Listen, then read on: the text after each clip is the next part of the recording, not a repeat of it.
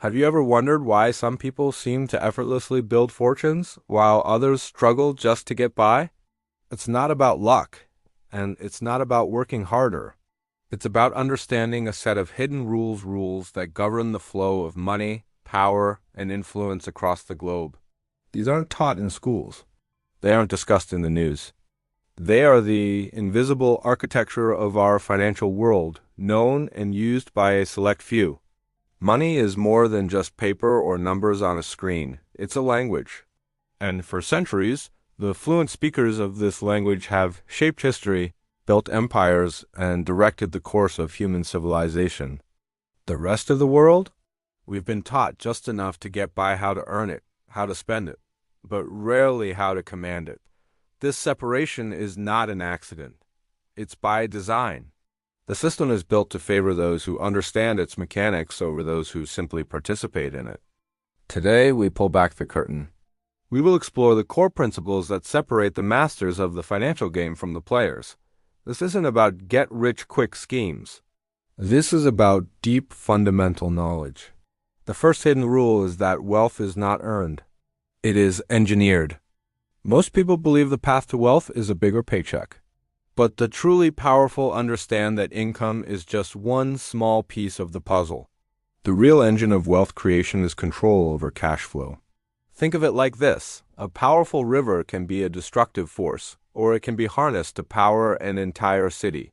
Money is that river.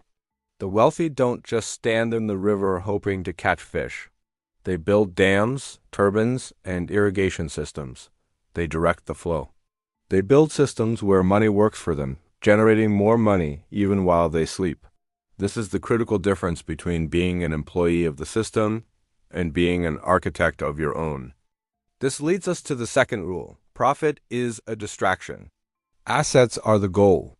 The average person chases profit, a salary increase, a bonus, a successful sale. These are temporary events. They come and they go. The wealthy, however, focus on acquiring assets. An asset is anything that puts money into your pocket, independent of your direct labor. It could be a business, a piece of real estate that generates rent, or a portfolio of stocks that pays dividends. While the employee trades their time for money, the investor trades their money for more time and more money.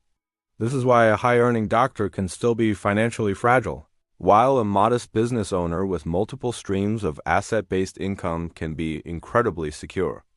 The doctor's income stops when they stop working.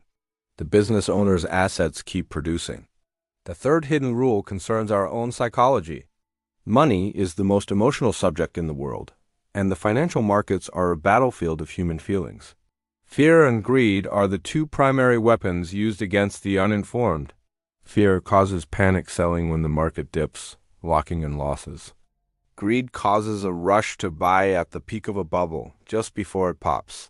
The market is a machine that transfers wealth from the impatient to the patient, from the emotional to the disciplined. The elite understand this. They cultivate emotional detachment. They don't react to headlines. They follow their strategy. They know that the greatest risk is not in the market itself, but within their own minds. Mastering your emotions is the first step to mastering your money. Fourth, we must talk about debt. We are taught that debt is bad, a burden to be avoided. But for the powerful, debt is a tool, one of the most potent tools in existence. There is a fundamental difference between consumer debt and strategic leverage. Consumer debt, like credit card balances or car loans, buys liabilities, things that take money out of your pocket. It is a chain that ties you down.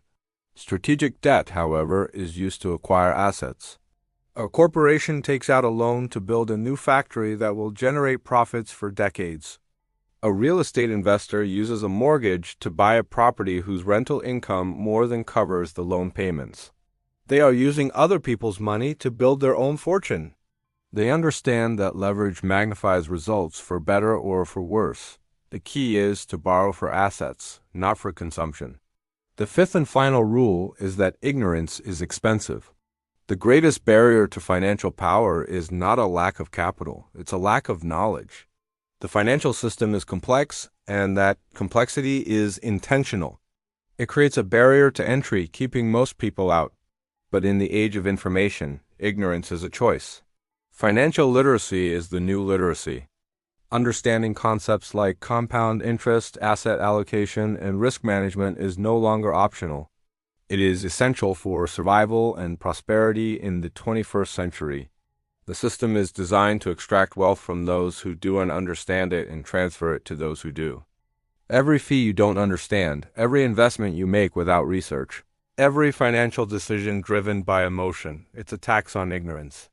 These 5 rules: engineering wealth through cash flow, focusing on assets over profit, mastering your emotions, using debt as a tool, and prioritizing financial education are not secrets.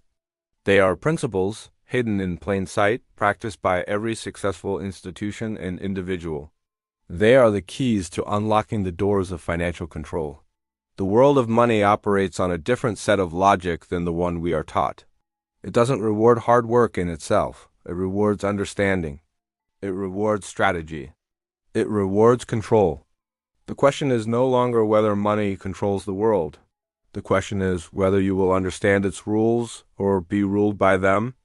The choice now is yours.